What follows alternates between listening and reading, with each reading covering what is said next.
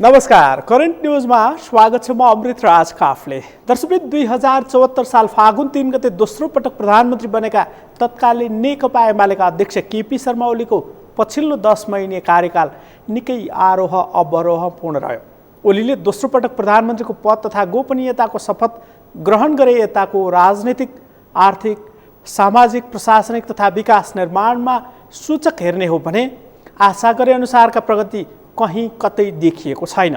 सत्तारूढ दल नेकपा र प्रमुख प्रतिपक्षी दल नेपाली काङ्ग्रेस दुवै दलका जिम्मेवार नेताले स्वीकार गरिरहेका छन्, सरकार शक्तिशाली भयो तर सरकारले तागत देखाउन सकेन।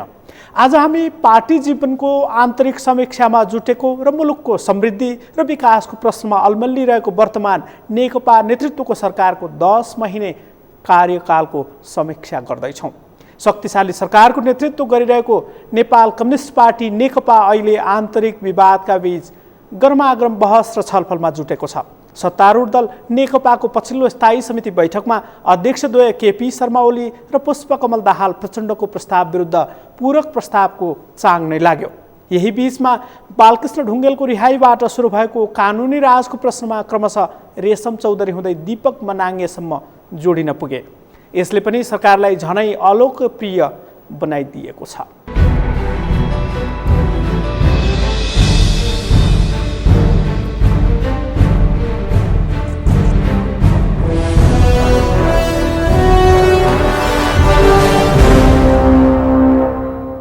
नेपालको राजनीतिक वृत्तमा सत्तापक्ष र प्रतिपक्ष आत्मसमीक्षामा जुटिराखेको बेला वर्तमान शक्तिशाली कम्युनिस्ट सरकार गठन भएको 11 महिना करिब पुगेको छ।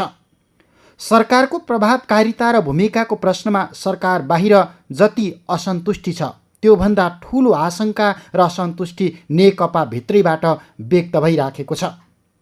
नेकपाको स्थायी समिति बैठकमा वामदेव गौतम, हरिबोल गजुरेल, भीम रावल लगायतले पूरक प्रस्ताव नै ल्याए अनि सरकार र पार्टीको चर्को आलोचना भयो।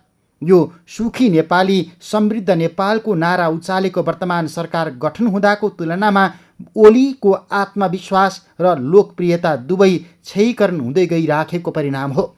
यही बीचमा ओली सरकारले दर्जनौं विषयमा विरोधको सामना गर्नु पर्यो। आफ्नै पार्टीका मुख्यमन्त्रीले प्रदेशलाई अधिकार नदिएकाले काम गर्न नसकेको आक्रोश पोखे। माइतीघर मण्डलालाई निषेधित क्षेत्र तोकेर यही बीचमा सरकार अरू आलोचित बन्यो। गोविन्द केसीको अनसनदेखि निर्मला पन्त बलात्कार तथा हत्या प्रकरणसम्म आइपुग्दा सरकार चौतर्फी आलोचनाको शिकार भयो। सरकार बाहिर रहेका र कम्युनिस्ट विचार इत्तरका विचार छाडौँ, स्वयं केपी शर्मा ओली अनि अर्का नेता पुष्पकमल दाहाल प्रचण्ड समेत सरकारको गति अनि काम गर्ने तौर तरिकालाई लिएर सन्तुष्ट देखिएनन्। मन्त्री अनि कर्मचारीका कारण काममा तीव्रता दिन नसकिएको स्वयं प्रधानमन्त्रीको गुनासो पटक पटक सार्वजनिक भयो। त्यो विश्वासको मत लिँदै गर्दाखेरि सिङ्गो सत्तापक्षको सांसदहरूले प्रधानमन्त्रीको प्रत्येक बोलीमा समर्थन जनाउँदै गर्दा जसरी सदनभित्रको टेबल ठोक्नु भयो, म त्यो बेलाको ध्वनि अहिले पनि सम्झन्छु। हामीलाई त्यो बेलामा डर लागेको थियो आवाज सुन्दाखेरि। आज 10 महिनापछि मेरो सरकारले यो गर्यो त्यो गर्यो भनेर प्रधानमन्त्रीले बोल्दै गर्दा केही चुड्किलामा बाहेक अरू सबै सन्दर्भमा मन नमानी गरुङ्गो मन गरेर आधा दर्जन जति सांसदले समर्थनमा ताली बजाएको जस्तो गर्नुभयो। यही घटनाले बताउँछ सम्माननीय प्रधानमन्त्रीको कुरा आफ्नै पार्टीका साथी सांसदले त पत्याइरहेका छैनन् भने हामीले पत्याइदिनुपर्ने, जनताले पत्याइदिनुपर्ने कुनै पनि कारण छैन। प्रधानमन्त्री ओलीको प्रयत्न र निर्देशनप्रति सत्तारूढ नेकपाको पार्टी पङ्क्ति नै यो बीचमा सन्तुष्ट छैन। युवा नेताहरू निरन्तर सरकार र पार्टीका विषयमा हस्तक्षेपकारी ढङ्गले विरोध व्यक्त गरिराखेका छन्। यही बीचमा पार्टीका वरिष्ठ नेता माधव कुमार नेपालले छुट्टै भेला बोलाउनेदेखि सङ्घीय संसदमा सरकारको आलोचना गर्ने सम्मको असन्तुष्टि पोखेका छन्। पार्टीका 21 जना केन्द्रीय नेताले पार्टी सञ्चालन र सरकारको कामको विरोध गर्दै लिखित असन्तुष्टिसहित पार्टी नेतृत्वलाई यही बीचमा ज्ञापन पत्र बुझाएका छन्। केन्द्रदेखि स्थानीय तहसम्म एक छत्र सरकार चलाइराखेको नेकपा नेतृत्व अपारदर्शिता, सुविधाभोगी र कमजोर सुशासनको प्रश्नसँग यो बीचमा धेरै पटक लटपटिएको छ। राष्ट्र प्रमुख र उपप्रमुखहरू सुविधा भोगको लपेटामा बेरिँदा त्यसको प्रहार पनि ओली सरकारमाथि नै भएको छ। भ्रष्टाचार, महँगी, कालोबजारी, मुद्रास्फीति, शान्ति सुरक्षाको अभाव, सीमा सुरक्षा अनि व्यवस्थापनको अभाव, माफिया तन्त्र, वातावरणीय विनाश, दैनिक प्रशासन सञ्चालनमा ढिलासुस्ती जस्ता विषयले पनि सरकार घेरिएको छ। सरकार र पार्टीको लोकप्रियतामा ह्रास आइराखेको बेला सरकारले अयोग्य भनेर पच्युत गरेकाहरूलाई पुनः योग्य देखेर यही समयमा नियुक्ति गरेको छ। ठुला ठुला आपराधिक घटनाबाट सरकार भाग्न खोजिराखेको छ। नातावाद, कृपावाद, चाकडी र गुटवादलाई प्रशय दिएको जस्ता आरोपले पनि सरकारमाथिको भरोसा टुटाउँदै लगेको छ। यो 11 महिना बितिसक्यो त सरकारले कुनै सकारात्मक चाहिँ सन्देश दिन सकेको छैन। सरकार चाहिँ निरन्तर असफलताको बाटोमा अगाडि बढिरहेको छ। सुशासन प्रत्याभूति गर्न सकेको छैन। भ्रष्टाचार बढ्दै गएको छ। जनताको मोहभङ्ग हुँदै गएको अवस्था छ र वास्तवमा के छ भने सरकार निरन्तर निरङ्कुश हुँदै गएको, विधिको शासनलाई उल्लङ्घन गर्दै गएको र जनतामा चरम एउटा निराशाको वातावरण व्याप्त हुँदै गएको छ, जसलाई हामीले सकारात्मक रूपमा लिन सक्दैनौँ। 9 महिने अवधिमै सरकारको सिफारिसमा राष्ट्रपतिले वितरण गरेको पदक तथा मान पदवी भ्रष्ट र विवादास्पद छवि भएका व्यक्तिले पाए। विभिन्न राजनीतिक नियुक्तिप्रति पार्टीभित्रैबाट आपत्ति व्यक्त भयो। राष्ट्रपति विद्या भण्डारीका लागि 1.5 अर्बको हेलिकप्टर, 18 करोडको सुविधा सम्पन्न गाडीहरू र प्रहरी प्रतिष्ठान हटाउने गृह कार्यालय पनि सरकारलाई नै डाम्न पुग्यो। कञ्चनपुरकी 13 वर्षीय बालिका निर्मला पन्तको बलात्कारपछि हत्या भएको महिनौँ बित्यो, तर सरकारले अपराधी पक्राउ गरेर कारबाही गर्न सकेन। यो बीचमा मुलुकमा बलात्कार तथा महिला हिंसाका घटना काहली लाग्दो ढङ्गले बढ्यो। यही सरकारको पालामा बलात्कार तथा यौन हिंसाजन्य घटनाले बढावा पाएको भन्दै सडक तथा संसदमै प्रश्न उठ्यो। यो संसदीय अभ्यास हो। प्रधानमन्त्रीज्यूले बोलिसके पछाडि ठिक बोलेको बेठिक बोलेको कुरालाई जाँच्नको निम्ति नै संसद त्यहाँ बसिरहेको छ। संसदमा प्रधानमन्त्रीले बोल्दा त्यसमाथि प्रश्न गर्ने नियमावलीमा व्यवस्था छ, त्यो हुनुपर्दथ्यो। त्यो नगरेर सभामुखज्यूले त्रुटि गर्नुभएको छ। यही बीचमा गएको 21 भदौमा काठमाडौँमा भएको बिमस्टेक बैठकमा भारतीय प्रधानमन्त्री नरेन्द्र मोदीले भारतमा हुने संयुक्त सैन्य अभ्यासमा नेपालको सहभागिताका बारेमा गरेको खुलासाले वर्तमान सरकार चौतर्फी आलोचनाको केन्द्रमा तानियो। त्यस्तै गएको 14 मङ्सिरमा विवादास्पद एनजिओको धर्म प्रचार कार्यक्रममा प्रधानमन्त्री ओली नै उपस्थित भए अनि मन्तव्य राखेपछि संविधान र जनभावनाको हुर्मत काडेको आरोप सरकारमाथि लाग्यो। प्रधानमन्त्री ओलीले त्यही कार्यक्रमबाट $1 लाख राशिको सुशासन पुरस्कार लिए, जसलाई अहिले वाइड बडी विमान खरिद प्रकरणसँग सार्वजनिक भएको अनियमितता श्रृङ्खलाले गिज्याइराखेको छ। हरेक सरकारले राजनीति गर्ने खेलौना बनाइराखेको राष्ट्रिय गौरवको आयोजना बुढी गण्डकी जलविद्युत परियोजना पुनः विवादास्पद छविको चिनिया कम्पनी गेजुवालाई दिने निर्णय पनि यही सरकारले गर्यो। तर पनि बुढी गण्डकी बनाउने भन्दै सरकारले अहिले पनि प्रति लिटर इन्धन बिक्रीमा ₹5 पूर्वाधार कर नेपालीसँग उठाइराखेको छ। प्रतिनिधि सभाको निर्वाचन हारेका नेकपाका सचिवालय सदस्य वामदेव गौतमलाई सांसद बनाउन थालिएको कसरत। सर्वोच्च अदालतका प्रधान न्यायाधीश गोपाल पराजुलीको शैक्षिक प्रमाणपत्रबाट सुरु भएको बहसले गिजो लिएको न्यायालयको छवि उकास्ने प्रश्न। डाक्टर गोविन्द केसी र सरकारका बीचमा लामो रस्साकसी पश्चात सम्भव भएको चिकित्सा शिक्षा विधेयक अनि केसीको माग पूरा नगर्दा उब्जेको आशंका। हावाबाट बिजुली, घर घरमा ग्यासको पाइप, महासागरमा नेपालको झण्डा फरफराउँदै चल्ने पानी जहाज अनि भारत तथा चीनबाट रेल र तेल सरकारले खाना ओछ्यानमै ल्याइदिने, धनी बन्न मात्रै नेपालीले काम गर्नुपर्ने, वृद्ध भत्ता 5,000 पुर्याई हातमै थमाइदिने जस्ता आश्वासनले पनि यो बीचमा ओलीलाई थला पार्यो। भ्रष्टाचार र वाइड बडी त नाङ्गो ढङ्गले नै आएकै छ र अन्य पनि थुप्रै प्रकरणहरू बुढी गण्डकी, एनसेल लगायतका थुप्रै विषयमा जुन अर्बौँका भ्रष्टाचार भएका छन् त्यो रोकिन नसक्नु दुर्भाग्यपूर्ण छ र प्रधानमन्त्रीले दाबी गरे जस्तो सुशासनको स्थिति त्यस्तो चाहिँ छैन, धेरै गम्भीर छ र शान्ति सुरक्षाको विषयमा पनि धेरै गम्भीर अवस्था छ। त्यो विषयमा त हामीले कुरा राख्छौँ। यही बीचमा प्रधानमन्त्री ओलीले जुत्ताको साइज मिलाउन खुट्टा तास्न निर्देशन दिए, बुद्धिजीवीलाई थला पारिदिने चेतावनी दिए। सडकका खाल्डा अहिलेको सरकारले खनेको होइन भन्दै स्थानीयको हुर्मत लिए। सरकार जादुको छडी देखाउन आएको होइन मात्र भनेनन्, खोलाको बाढी रोक्न तटबन्ध चाहियो भन्न पुगेकाहरूलाई जवाब दिए, यो खोला सरकारले 6 महिनाको बीचमा बनाएको हो र? कञ्चनपुरकी बालिका निर्मला पन्तको बलात्कारपछि हत्या भएको घटनाले देश आन्दोलित भइराखेको बेला अमेरिकाबाटै प्रधानमन्त्री ओलीले जवाफ दिए हत्यारा पक्राउ गर्न 12 वर्ष पनि लाग्न सक्छ। यही अवधिमा ओलीले सरकारका राम्रो कामको गलत प्रचार गर्नेका विरुद्ध कालो अरिङ्गाल बनेर खनिन कार्यकर्तालाई निर्देशन दिए।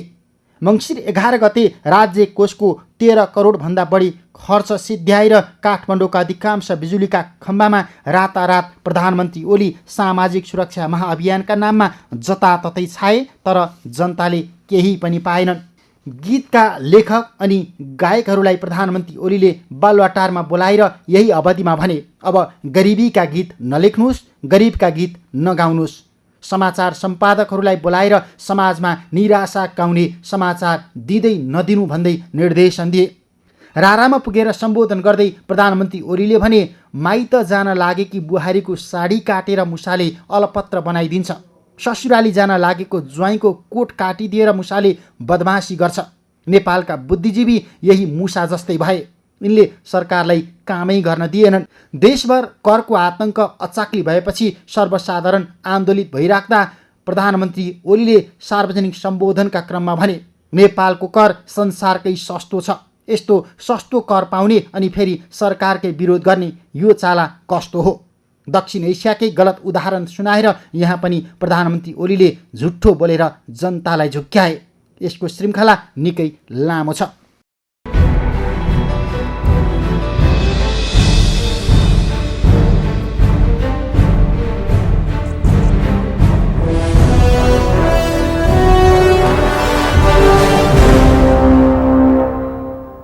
दर्शकबिन, केपी शर्मा ओली नेतृत्वको वर्तमान सरकारबाट जनतामा आशा र अपेक्षा धेरै छन्, तर समय घर्किँदै जाँदा जनतामा निमेषमा निराशा छाइरहेको छ। आशा लाग्दो भनिएको सरकारबाट निराशाको बादल मडारिरहेको छ। एकातिर ओली नेतृत्वको सरकार आर्थिक विकास र समृद्धिको नारा घन्काइरहेको छ भने अर्कोतिर सामाजिक अपराधका निकृष्ट घटना बढिरहेका छन्। बलात्कार, हत्या तथा हिंसाजन्य जघन्य प्रकृतिका घटनाले समाजलाई तरङ्गित पारिरहेको छ, तर पीडितले सरकारी पक्षबाट अपमानित हुनु परिरहेको छ। जनताको तीव्र असन्तुष्टि सम्बोधनका लागि दबाब दिनुपर्नेमा नेकपाका शीर्षस्थ नेता तथा सांसद सरकारमाथि प्रहार भयो भनिरहेका छन्।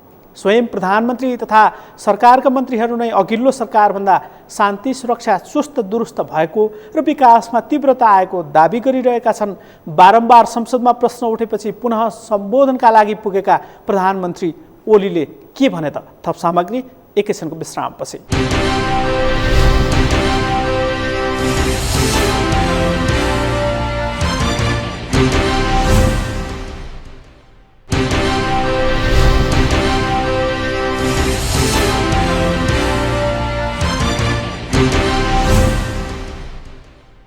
विश्रामपछि करेन्ट न्युजमा फेरि पनि स्वागत छ। आज हामी वर्तमान सरकारको 10 महिने कार्यकाल र सरकारको कामका विषयमा उठिरहेको प्रश्नहरू केलाइरहेका छौँ। सरकार बाहिर रहेकाहरू भनिरहेका छन् ओली सरकारको 10 महिना कालो कालखण्ड स्थापित भएको छ, तर सरकारमा रहेका मन्त्रीहरू तर्क गरिरहेका छन् यो पछिल्लो 10 महिना स्थायित्व विकास र समृद्धिका लागि स्वर्णिम समय बनेको छ।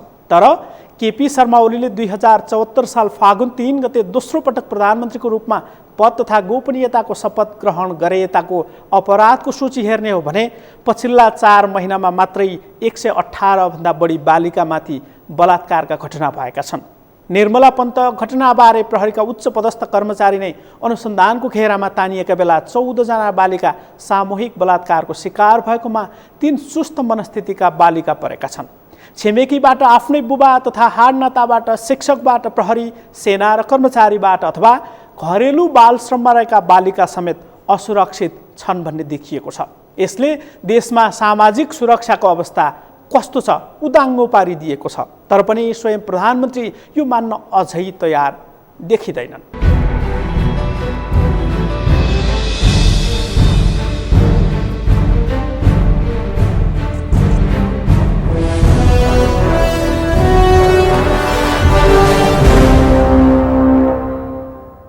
म प्रतिपक्षलाई पनि आग्रह गर्न चाहन्छु, कसरी यहाँहरू सहभागी हुन सक्नुहुन्छ यस अभियानमा?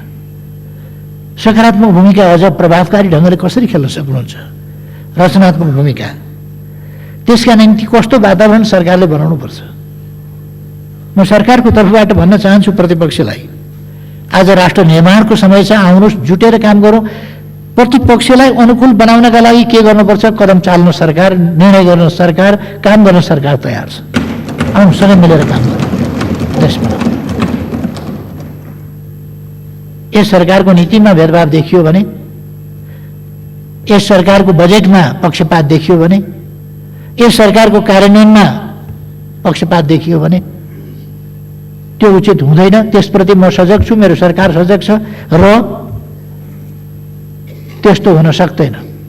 यदि कहीँ भएको छ भने जानकारी पाऊँ, सच्याइ नै छ, देश बनाऊ। खालि मेरो आग्रह के छ भने रचनात्मक भूमिकाका साथ प्रस्तुत हौँ, राष्ट्र निर्माण गरौँ र लामो सङ्घर्षपछिको उपलब्धिहरूलाई संस्थागत गर्ने क्रममा छौँ। कुनै समय विपक्षी दलका नेता सत्य पक्षमा रहँदा राष्ट्रपतिको सन्दर्भमा भन्नुभएको म अहिले पनि स्मरण गरिरहेको छु। राष्ट्रपतिले गल्ती गर्दैन, राष्ट्रपतिले गरेको काम मैले गरेको हो। संवैधानिक व्यवस्थामा राष्ट्रपति आफै केही काम गर्दैन, प्रतिवाद गर्दैन, केही बोल्दैन।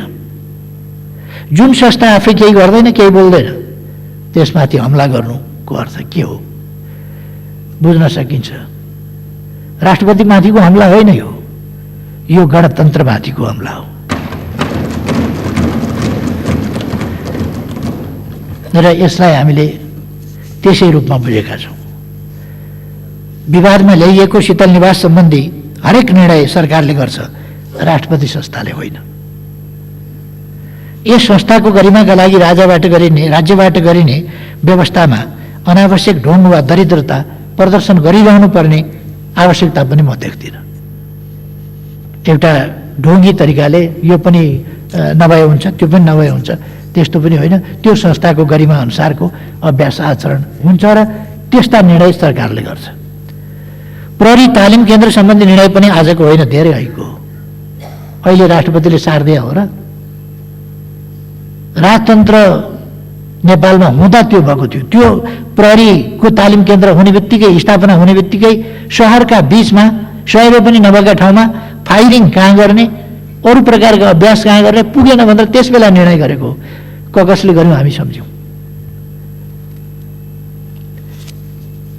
अनि त्यति बेला नै स्थान अभावको दाबी सहित अन्यत्र सार्ने निर्णय भएर 1500 रोपनी पनौतीमा खोजिएर भारत सरकारसँग कुरा गरेर धेरै वर्ष अगाडि भारत सरकारले त्यो बनाइदिने सबै सहमति भइसकेको अवस्थामा अहिले त्यो निर्णय कार्यान्वयनमा जान आँट्यो भनेर यत्रो विघ्न हल्लाखल्ला किन? अचम्म लाग्छ। अनि त्यो हल्लाखल्ला जानकारी नै नभएको राष्ट्रपतिको संस्थालाई मुछेर त्यहाँ हल्ला गर्नुपर्ने कुनै कारणै छैन।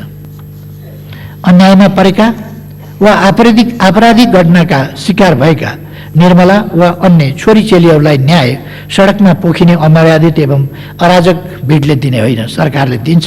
त्यसको नेतृत्व मैले गरिरहेको छु। ढुक्क रहे हुन्छ, हामी त्यो काम पूर्ण गर्नेछौँ। सुरक्षा सतर्कताको क्रममा मुलुकको विभिन्न स्थानमा 2089वटा सीसीटीभी क्यामेरा जडान गरी अपराधजन्य क्रियाकलापको निगरानी बढाइएको छ। विगत लामो समयदेखि नेपालमा भइरहेको सुनको तस्करी, त्यसमा जोडिएको आपराधिक मनोवृत्ति र सङ्गठित अपराधको सञ्जाल ध्वस्त पार्ने कार्यमा राम्रो सफलता मिलेको छ। विशेष अनुसन्धानको माध्यमबाट सुन तस्करीमा मुछिएका 75 जना अभियुक्त मध्ये 46 पक्राउ परेका छन्, 31 फरार रहेका छन् र 34 जनालाई अदालतबाट पूर्वपक्षका लागि थुनामा पठाइएको छ। 36 जना अभियुक्तहरूको चल अचल सम्पत्ति रोक्का गरिएको छ।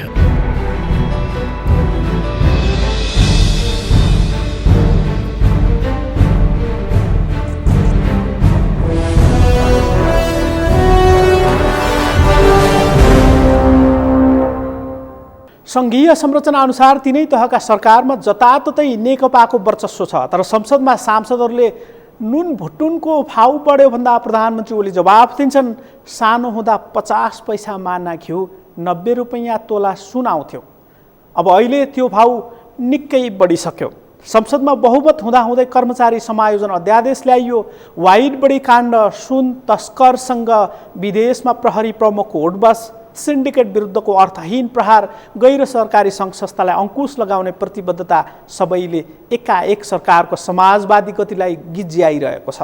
करिब 1 वर्षको समीक्षा अवधिमा ओली सरकारको काम वचनबाडमा मात्रै सीमित भएको छ। यो बीचमा प्रधानमन्त्री ओलीले जुत्ताको साइज मिलाउन खुट्टा तास्न निर्देशन दिए, बुद्धिजीवीलाई थला पारिदिने चेतावनी दिए, सडकका खाल्डा अहिलेको सरकारले खनेको होइन भन्दै स्थानीयको हुर्मत लिए।